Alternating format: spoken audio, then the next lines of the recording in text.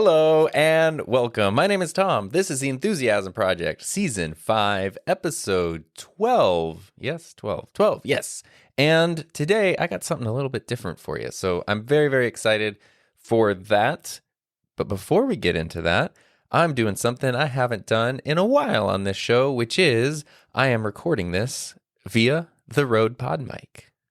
The old classic pod mic, which is funny because just this past week, I realized that I'm not saying this as a complaint, but I made my video a while ago about my microphone addiction, and I talked about 26 microphones.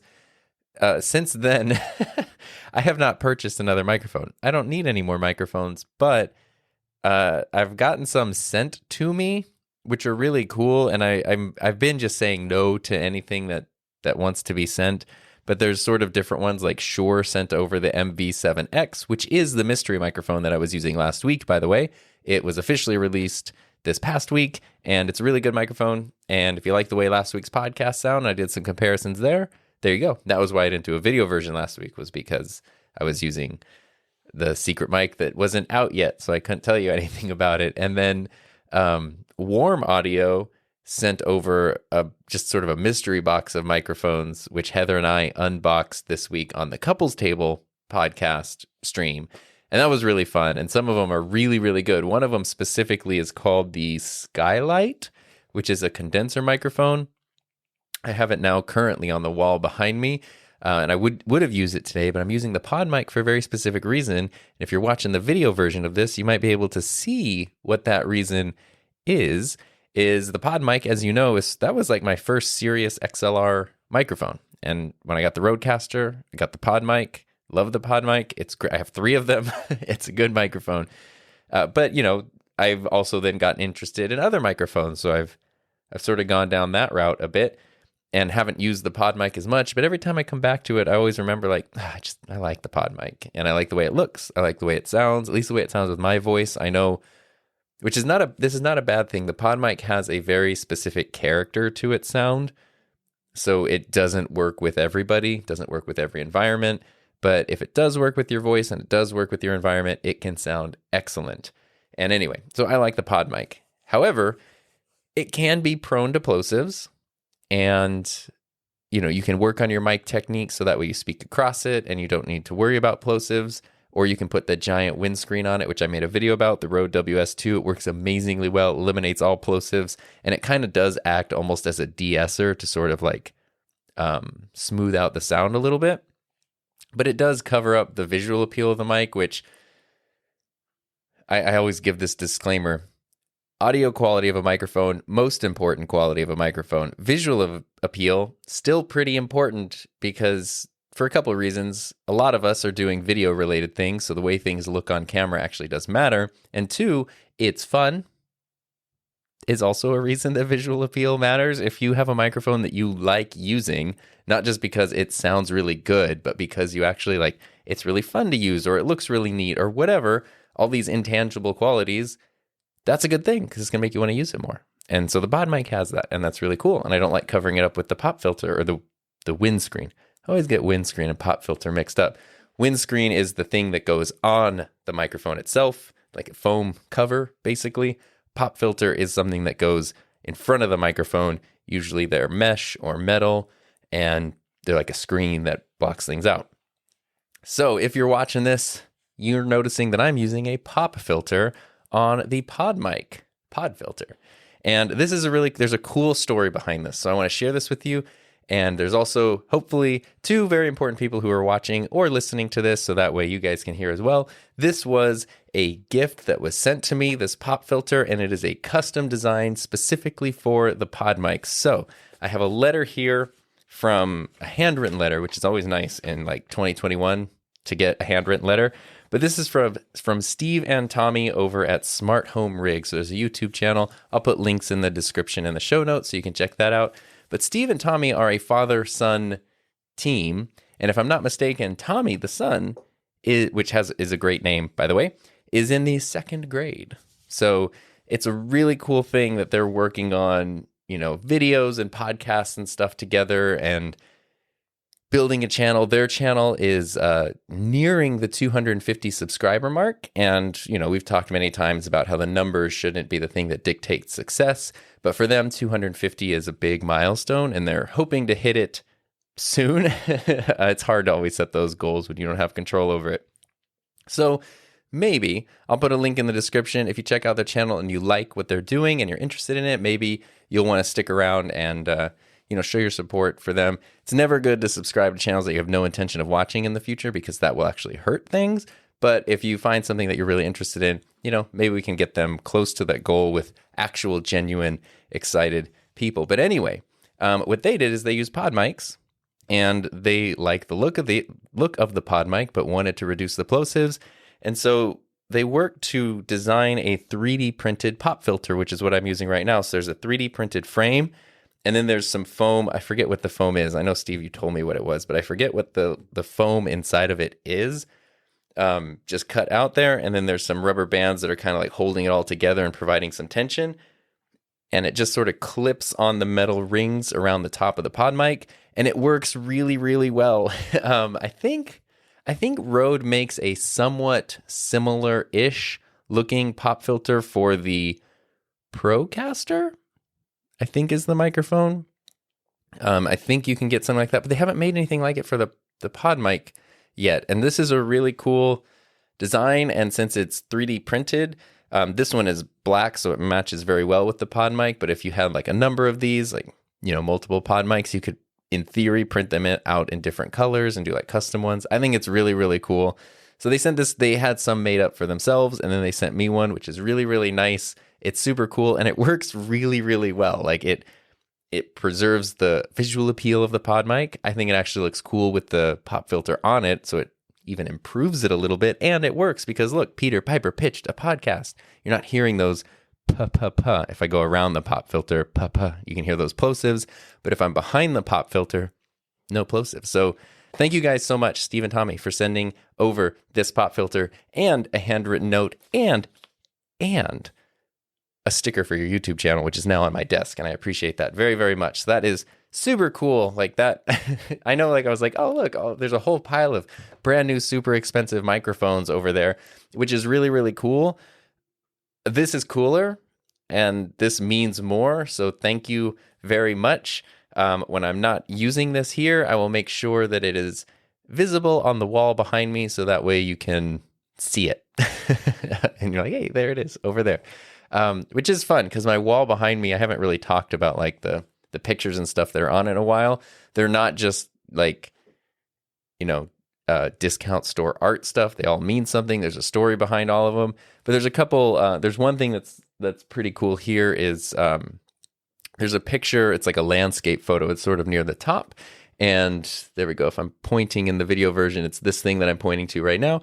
It's a drone photo taken by Preston Jensen, who has a podcast, and I've been on his podcast. He's been doing it for a couple of years now.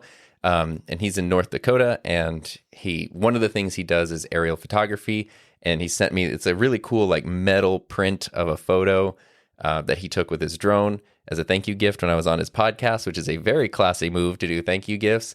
And it's cool that that's there. So it's neat that like my picture wall, which has always just sort of been my thing, is slowly also starting to incorporate like other stuff from people that I've met along the way on the YouTube journey. And that's really, really fun and super exciting. And it kind of ties in, I guess, to maybe what we're going to do today, which, like I said, is a little bit different. I'm going to break some of the rules of podcasting, because when people think of Tom Buck, they're like, that guy that breaks the rules all the time. That's me. And basically, one of the best things you can do when you're podcasting is have a very clear purpose for your episode and put something together that's well thought out, well structured, and full of value, as they say. So that way people listen to it and they take something away from it that's really, really valuable. And some of my favorite episodes that I've done personally are the ones that do that really well. Like the 3-part series I did on like basically revenue and income for podcasting. So where I like showed all the different revenue streams, and then it talked about all the different expenses for a channel and how we structured our business and all that. I really like that because it felt I mean, I got messages telling me it was useful, so that's how I kind of know it was useful, but also it felt really valuable. Like it was so concrete. Do this. This is how this works. This is this exact number. You know, it was very like tangible. Speaking of intangible and tangible, it felt very tangible in terms of ideas. And I like that a lot. And today I'm going to do the opposite of that. And we're just going to sort of float around here. I'm going to do something that I'm stealing from somebody else. I'm completely stealing this idea from Joel Haver, who I did an entire episode on why I'm a giant fan of Joel's YouTube channel, which went from a few thousand subscribers at the end of last year to nearing up on 1.5 million-ish now. So he grew a lot over the past year, but prior to that, he had been on YouTube for, I don't know, 6 or 7 years or more, and just saw, very, very slow, incremental, small growth. I think and in that 6 or 7 years, he'd gotten up to 3,000 subscribers. So it's a very interesting story, and he's a very interesting guy. But he does something on his Patreon, of which I am a patron, and it's super worth it, and I recommend it. Every month he does a Patreon Ramble, is what it's called. And it's like, it has become one of my favorite videos that I look forward to every month.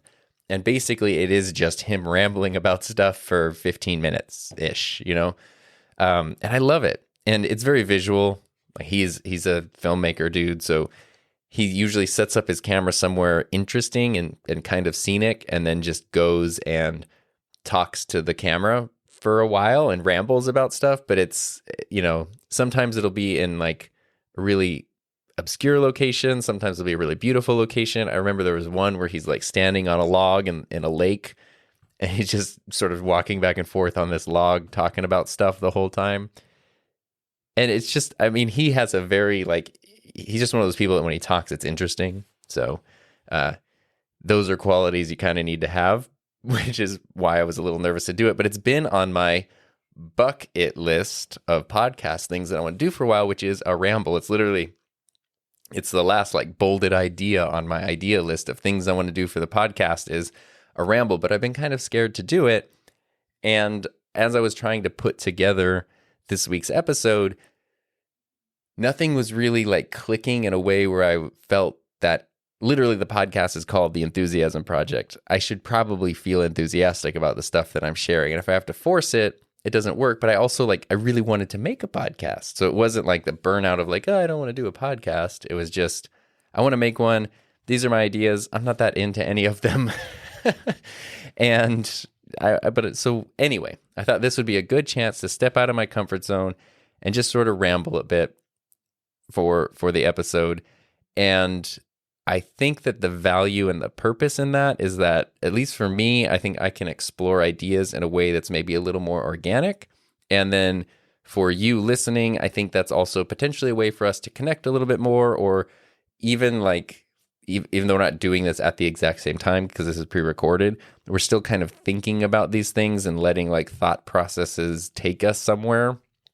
And I think that can always be kind of fun and interesting. So that's what I kind of figured today is sort of whenever I talk about what I'm thinking about stuff on my bike rides, which is something that happens a lot, it's kind of this, but in my mind where I'm just thinking from one thing to the next thing to the next thing.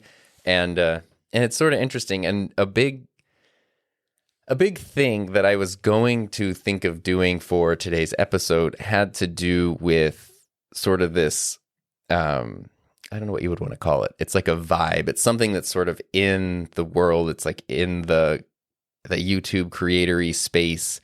Basically, as you probably know, I was kind of in a funk for a while, for a lot of months, because the channel, everything was going down. I was getting frustrated. I felt like I was putting more work into stuff only to get worse results in terms of analytics, if that was the measurement. And it was really frustrating. And I talked about that on here. Heather and I talked about that on the couples table. I tried to be as open as I could with that without it just sounding like I was complaining about stuff, but sharing the frustration, which was kind of a debate because on the one hand, I don't want to, I feel weird sharing too much because I just sort of let me figure it out over here and then I'll share with you the finished product. You don't need to hear the struggle, but at the same time, if a lot of the stuff that I'm making is creator focused and the audience are a lot of people who are making things on their own, I do think it's important to share some of that stuff, because otherwise people could look at what I'm doing, and if I make it look easy because I'm never talking about the difficult stuff, they could end up feeling bad, going like, well, it's so easy for him. Why is it hard for me? Or why am I struggling with this thing over here? And it turns out I'm also, trying to figure out that same stuff. And I'm just, you know what I mean? Like, I want to be genuine and helpful. So that's why it's like finding this balance of sharing that stuff versus it's just part of the process of, doing anything creative is going to involve ups and downs. But despite those frustrations, I feel like for the past month, maybe like end of August, beginning of September, I really feel like I came through that period of time in a positive way. And I've been feeling so good about everything since that time.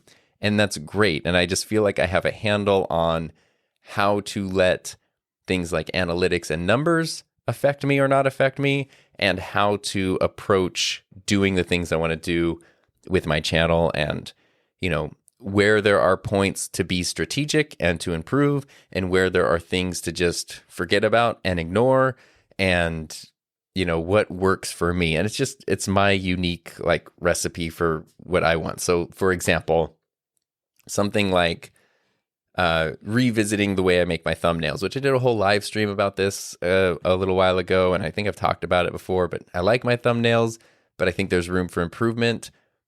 I think design-wise, they're really good, but I think in terms of clarity and like attention grabbing, scroll stopping, as they say, I think there's room for improvement. Just making them a little simpler and a little more bold. And that's something that doesn't make me feel sad to feel like I'm not, oh man, like what? It's not perfect just the way I made it. Like that's a thing where it's like, well, I'm happy to kind of like solve that problem and figure out something different a little bit and work with it. And it's a super important thing. I know thumbnails can sound kind of goofy, but if you're anybody who does anything on YouTube, it's the most important part, because nobody's going to see the thing that you worked really hard on without that. So anyway, I know that's kind of a cliche thing, but there's stuff like that where I don't mind like changing up how I'm doing stuff or working on things a little more differently. And then there's other stuff where it's like, I know I need to let it go. So that's diving into maybe some of the analytics too much.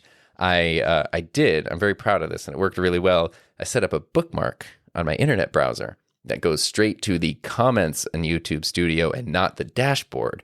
So that means if I want to check up on stuff, I can go there, see the comments, which I want to respond to because that's really important and that's a fun like back and forth, versus like what I was doing was, hey, let's see if, there's any comments I need to reply to, and then go to YouTube Studio, see all the down arrows, feel down, and then go to the comments. And as soon as somebody says something that's like a little dumb, you're just like, or like delete it. Whereas if I don't pay attention to those numbers and I just jump into replying to people, then I feel much more like it's like a better headspace to just start engaging and talking with people, because especially when you're typing something out online, so much can get lost even if you're trying to make a joke, or maybe you write something that in writing feels more harsh than it is in reality, all that kind of stuff.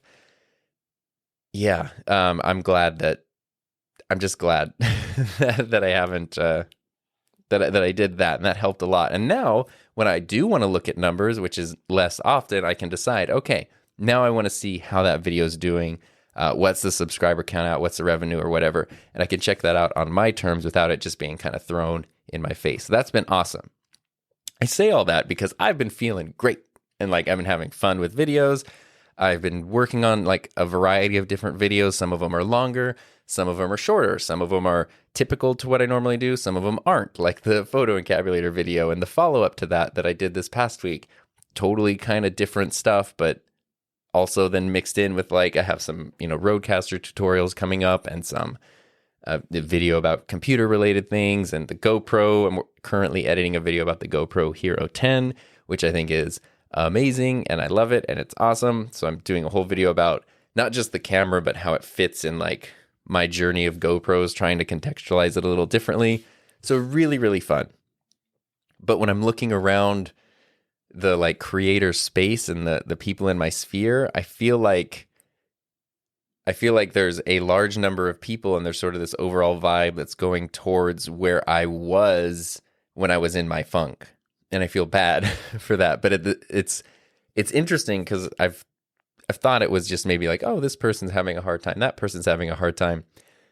But every once in a while, if you think and you listen to your gut, you can kind of tell when this used to happen a lot when I was teaching. You can just sort of feel when there's like an overall mood within a group, meaning like, there'd be sometimes I could come in and if we were going to start a project on something with my students, I knew it was something they were going to be super excited about and they would just be like losing their minds over it.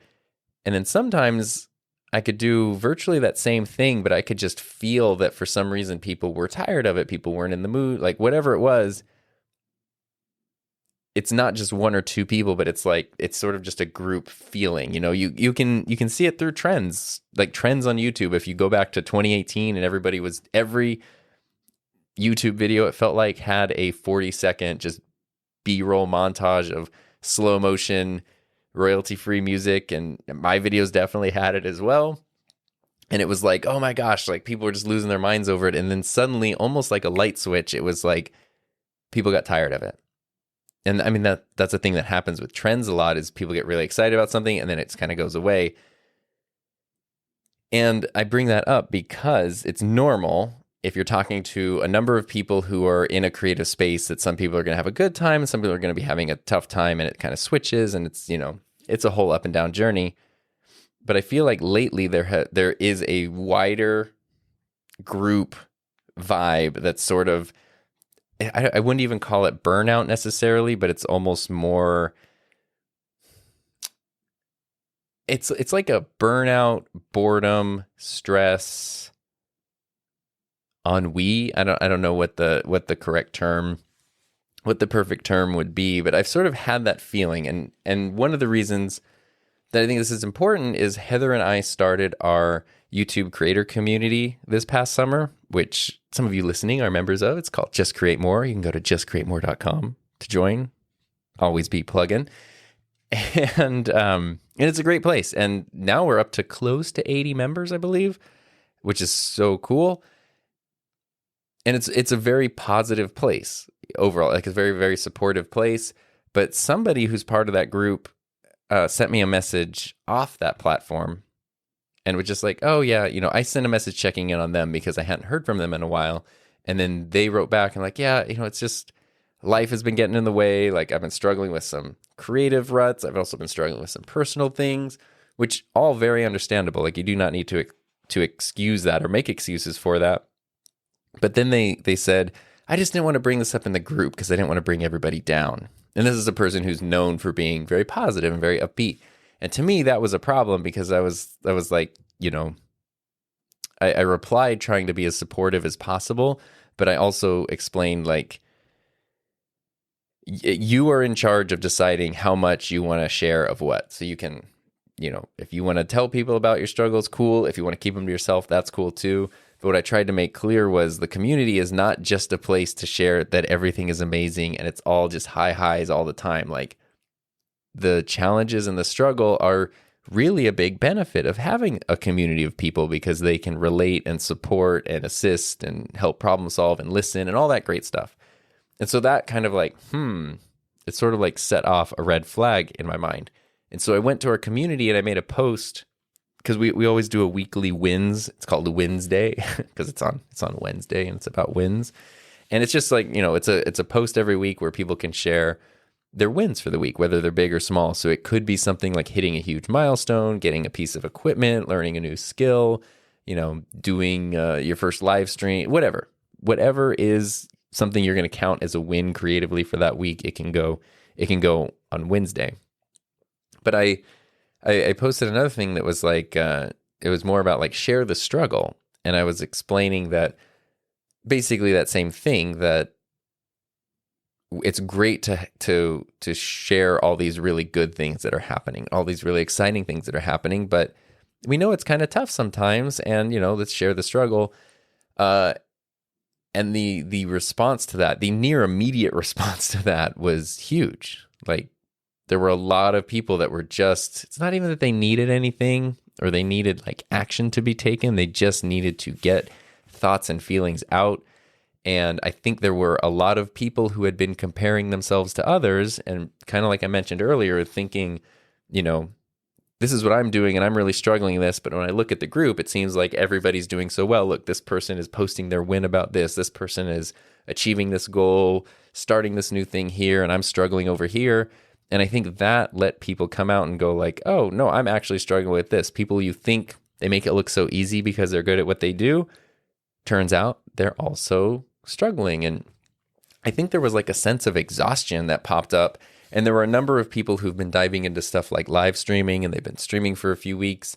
And then they started asking Heather and I, you know, like, is it okay if I don't live stream this week? Can I take a week off? And we're like, yeah, like you don't have a bot. It's your channel, you know, like you're allowed to. It's so easy, I guess, to preach the importance of consistency and of pushing yourself and all that, you know, to do something creative and something that matters. But it doesn't mean that you have to do it then always, forever, indefinitely, or else you're a failure. You can take time off. You can you can switch up your schedule. Sometimes things run their course. I haven't done an episode of my ska podcast in like a month, and I feel this tremendous sense of guilt because it's a fun project, and more than anything, I want to use the super cool theme song that I have for that. But I just like haven't been in the mood, you know, like it's a fun project and I like it, and I kind of have some ideas of things that I want to do, but also like it was this really fun idea, and part of me kind of feels like I sort of got it out of my system. Like I did it. I talked about it. I'm good. Like I don't really have the desire to do it anymore. And if not doing it can save me time throughout the week, that's cool. And so I don't think that I'm at the point where I'm like, it's done and it's over. But I think I'm at the point where I'm like, well, I won't make an episode until I have something I'm really excited and I want to make an episode about, and I'll put that out. So it doesn't have to be like every single week.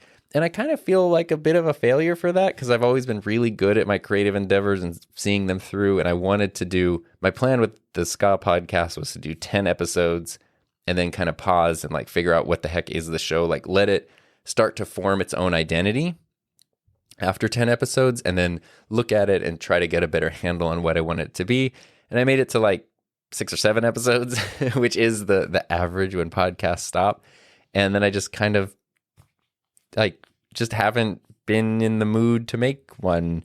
I don't know. So I've been trying to think about that, and I feel bad about that. But at the same time, I'm trying to also not beat myself up about it. And so anyway, the thing that I'm trying to tell other people when I'm giving them that same advice of like, it's okay, you don't have to do that, is also advice I'm trying to give to myself. But it was interesting that so many people kind of like emerged where it felt like they had been, I don't want to say keeping up with the Joneses because that's not what it was, but where it felt like they had been trying to push themselves to continue to do something past the point that they wanted to, and more because they didn't want other people to look down on them or to be disappointed in them, or because they felt like they were doing something wrong if they stopped.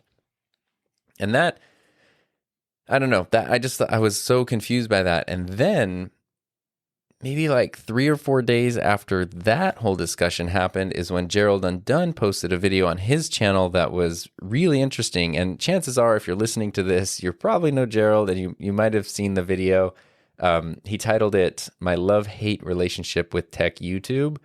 And in it, he sort of explains like how a lot of the same stuff, like how he'd been feeling funky and didn't really like, I think, not wanting to put words in anybody's mouth. I think his main thesis in that, his main like point was that he had worked really hard to grow this channel. He got really good at doing something specific, but now he feels like he can only do that thing. He has a certain style, a certain type of video. People have certain expectations, and he can only do that. And if he does anything else, it's going to hurt.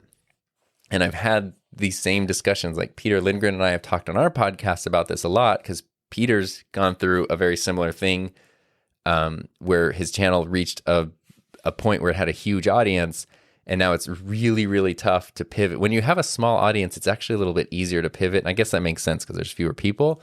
But when you have a small audience, you know, like if somebody sees a channel with 15 subscribers and they become the 16th one, that really means they're on board, like to be in on the ground level of something new. And so that probably means that they really are into what you're doing. They support you, they appreciate you. And if you decide that you want to try to do something different, those like kind of like hardcore viewers are going to see that as an exciting thing and a fun thing. And they might even be like proud of you for doing that. Whereas if you're the 500,000th subscriber to somebody's channel, I feel like you might be a huge fan and go like, oh, wow, I love this. I love everything that's happening here.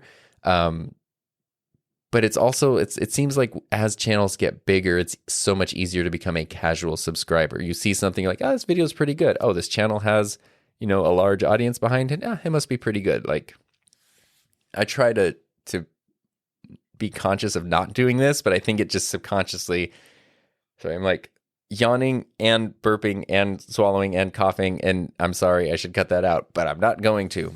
My body was just like failing me for a second there. Anyway, yeah, what do we talk about? Rambling here? Yeah, that's what we're doing. And anyway, as the channel gets larger, I think it's easier to be a more casual subscriber of it.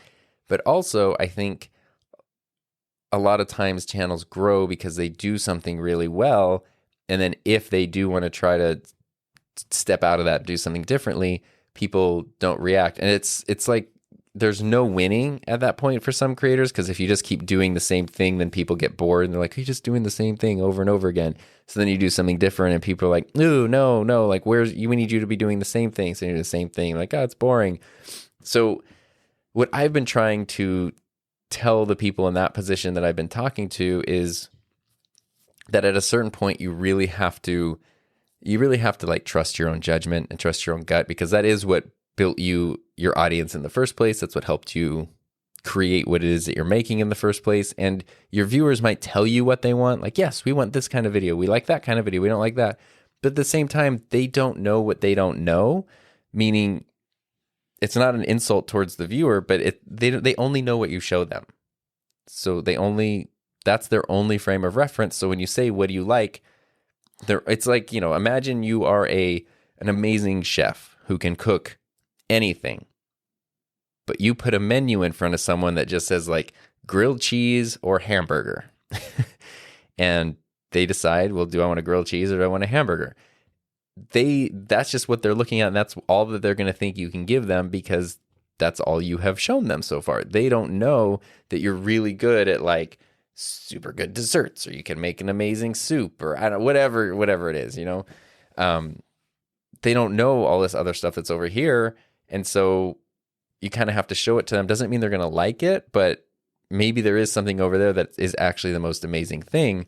And from the creator standpoint, like the YouTube creator standpoint, you can know what helps your channel do well, what your audience is looking for, but also there's probably parts of your life, parts of your world, your skill set, your interests that just haven't like trickled into your channel yet.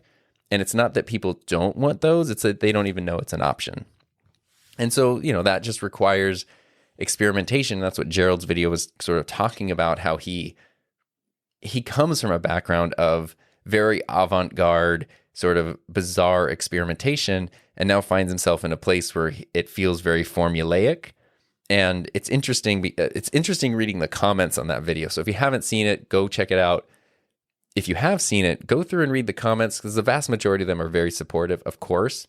But especially if you get down to like the bottom of the comments, where it's you know, the bottom of the comments is the bottom of the comments usually. That's where you can tell there are people who just aren't getting it. and they're looking at it way too surface level of the like, what, you just are a YouTube person, like you just record videos and talk to a camera, like what are you really complaining? And I definitely saw people who were saying stuff like, you need to like take a break from YouTube and go get a really crappy job that you hate, and after a few months of doing that you will remember why you love this. And it's like, I get the sentiment behind that, but it's also, it goes back to that thing of like, your struggles, challenges, etc., problems are not invalid just because there are also worse problems in the world. And that's, growing up, that was always a thing I was told was, like, oh, I have complaint, or I don't like this food or whatever. Well, there are starving kids in Africa. Okay. I still have my problem though.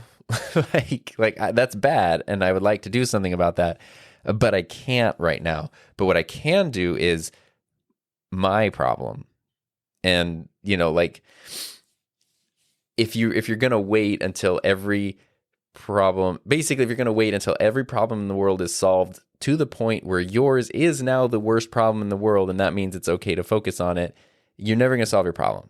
And most problems will never be solved. So it's important to have that more global perspective of, am I just complaining about something that maybe I should step back and just shut up and appreciate it, because that's a thing that happens sometimes. But also, if you're feeling frustrated and you have a problem and you're like, well, there are people who are dealing with much worse things than me right now, I think that's also like, it's okay to say, but I still want to focus on fixing my thing over here. To go on a tangent for my tangent, it's so funny how people you don't actually know, I know, like, a lot of you who listen and watch this podcast, we've communicated a lot through messages and online and comments and whatevers.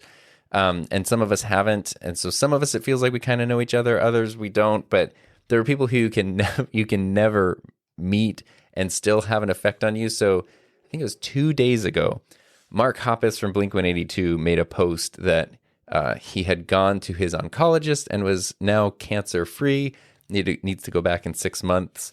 And that, like, it made me so happy. And I've never met him. I've just been a fan for most of my life. Like, I started liking Blink-182 in, I don't know, I was 13. That's what I remember, being 13. Because what's my age again? The lyric of nobody likes you when you're 23. And I was like, I'm 13, so in 10 years, nobody's going to like me. And I also remember on my 23rd birthday, I was driving to a class at college, and I had to get gas. And on my 23rd birthday, the cost for a gallon of gas was $1.82. And I was like, whoa, look at that. Anyway, he was also one of the people. I just like him. He's goofy. He's fun. I like his songwriting style. I like his musical abilities. He's like one of the first people that made me aware of like what a bass is, because I didn't know. You especially when you're unaware of music and instruments, you see a band and they have guitarists and bassists, and it just kind of, to the untrained eye, looks like the same thing. And that was like, wait, oh, there's a difference. Oh, okay. And like, especially getting into music, and then a band like Blink-182 where you have two vocalists, one on guitar, one on bass.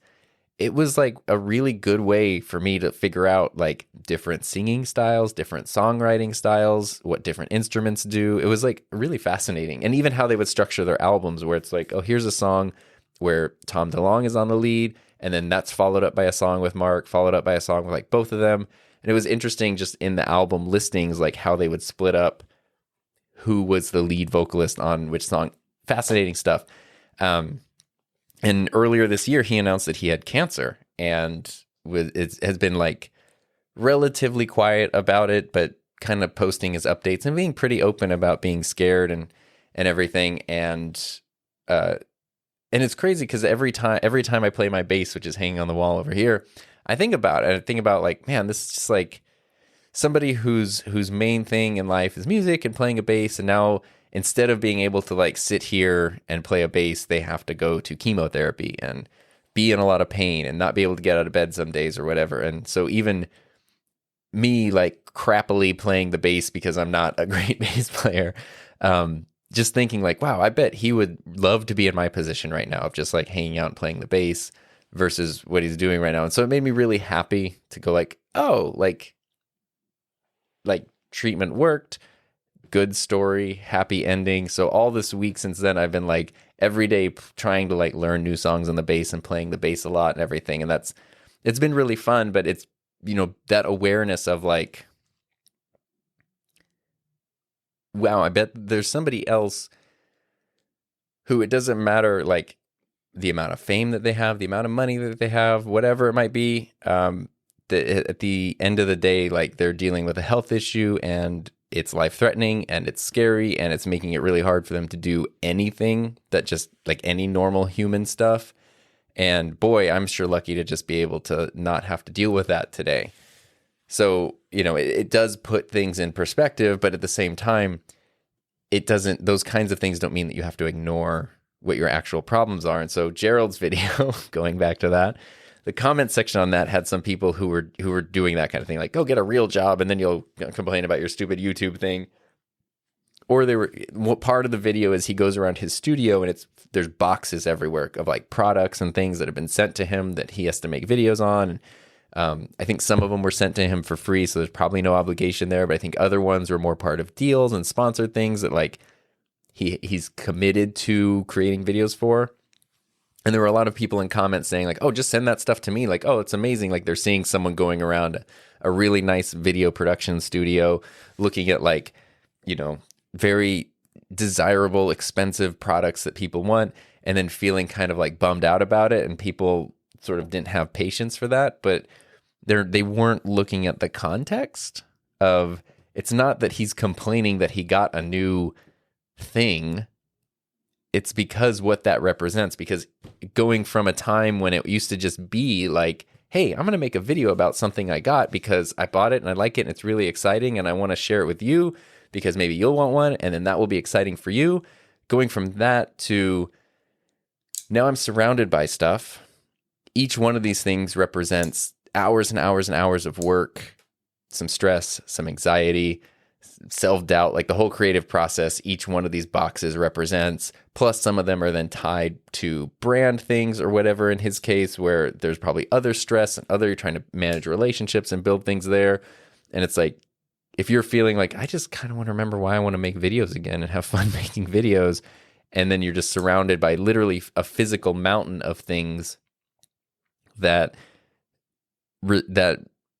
represent that stress and anxiety, it can be, I can imagine how that's overwhelming and frustrating.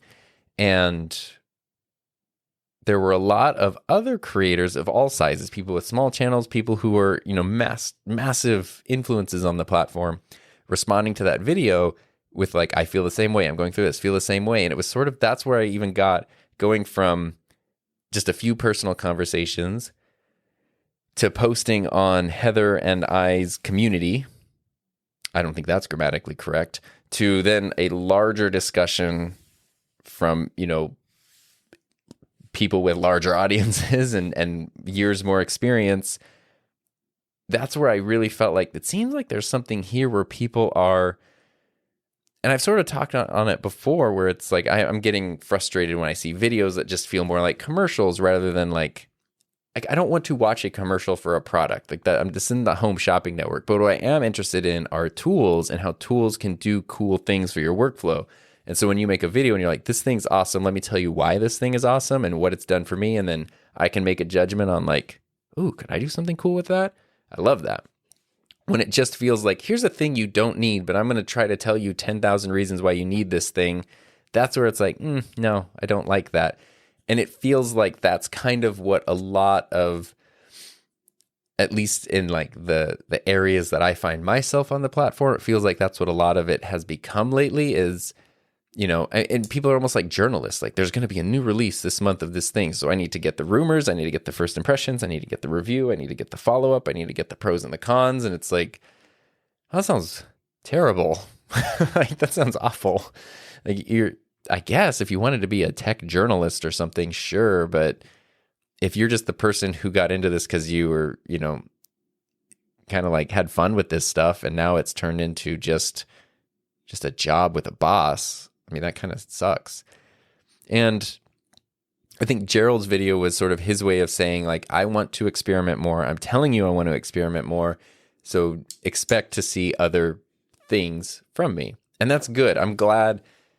I'm happy to see that. And I think he's just somebody who can set a really good example for other people in doing that kind of stuff. And so I hope that does set a trend. But it also, for me, to make it all about me again, I had just been coming out of this like funk. And so what I have been feeling is like, I was like, okay, I poked my head up out of this funk, and then suddenly everybody else is going into one. And now I feel like, oh, I feel bad and I want to help, but also like, let me put up my shield and completely block all of this because I do not want to get sucked into this again. I've been dealing with this for months now and I feel really good right now. So I don't want like it.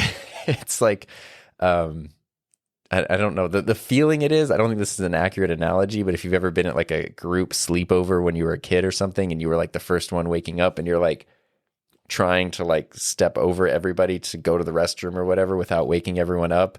It's like, that's kind of how I feel. Like, oh, I just don't want to, I'm just going to go over here and do my thing. But yeah. So that it's sort of a weird thing. And I don't know that there is no one solution to a problem that affects a lot of people, but I can say from my point of view, there are definitely a couple of things.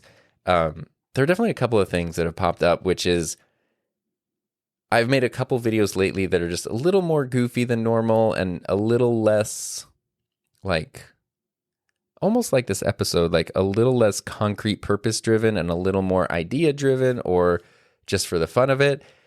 And they haven't performed like gangbusters, like, oh my God, it's my most popular video, which I guess in terms of YouTube world would be great because it's like, hey, I'll just do the goofy things forever because those do the best.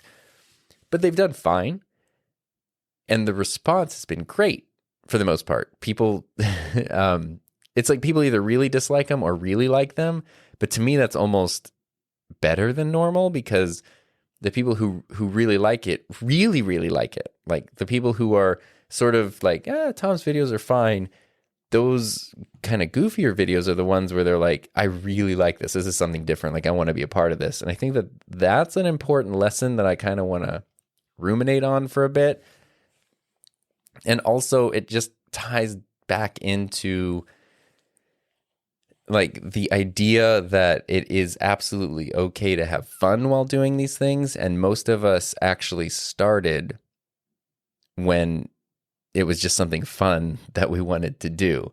And I think fun is something that is contagious. And I know we've spent the last 2 years avoiding things that are contagious, but this is something you would want to catch that's contagious. If somebody's having fun while they're making something and they're on camera or on microphone doing it, and they're actually enjoying themselves, it really translates through the camera to the other side. It doesn't mean they have to be like big and crazy. It doesn't mean the thing has to be super silly and goofy and ridiculous.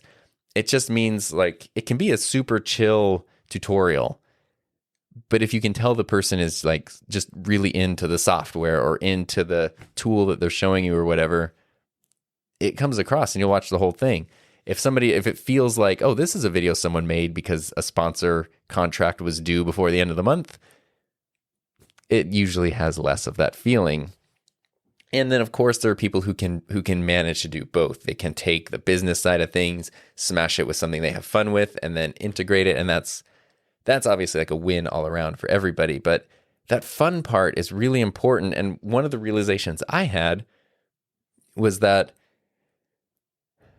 I don't know how to explain it, but getting to a point where YouTube was something that I could do instead of my traditional job.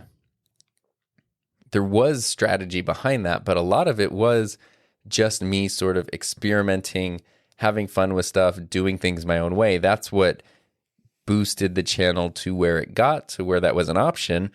And then, of course, when it becomes your full-time thing, it holds a different weight. And so it's like, in my mind, it was, well, I want to take it very seriously. I want everything to get better and better. But also now I'm really, if something doesn't perform well, even though I like to think that it's not going to affect me as I'm making the next thing, It is probably on a subconscious level. It's probably changing the way I'm presenting something, changing the thing I choose to make a video about, changing the way that the video is edited. Like, all these things are playing into it because there's probably those things in the back of my mind that are like, well, the watch time needs to be at this number and this needs to go here and whatever. And none of that is what actually attracted people in the first place. So it's this sort of weird thing that almost feels irresponsible of like my solution, which for the past month has actually made things so much better, has been to, even though it's my full-time job, try to view it as I viewed it when it was just my side thing, where like I loved it when it was doing well, but if it didn't do well, that's fine too. The stakes are a little higher, obviously, but I think that approach works. And I think there's just something, it shifts my mindset when I'm making stuff. I think that changes how it comes across to people on the other side, and it changes the way that they interact with it. And what it also means is it doesn't mean that I have to do more. Like, oh, now, it's sort of the idea of like, well, I didn't really do a good job today if I'm not like exhausted and stressed by the end of today. I didn't work hard enough if I felt like today was kind of an easy day.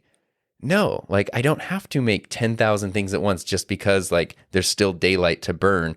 I looked at my wrist that doesn't have a watch on it instead of the one that has a watch on it. But just because there's time left in the day doesn't mean like I need to be doing more work now and that's what I have to do, otherwise it's a failure. It's like, no, do the thing that you want to do. When it's done, you're done. And if you have time to go do other stuff or enjoy yourself, that's actually okay. And at least in the past month, that has helped me to feel better. It's helped the channel to perform a little bit better. And it just, I feel such a better, I just feel better, just in all around, in everything.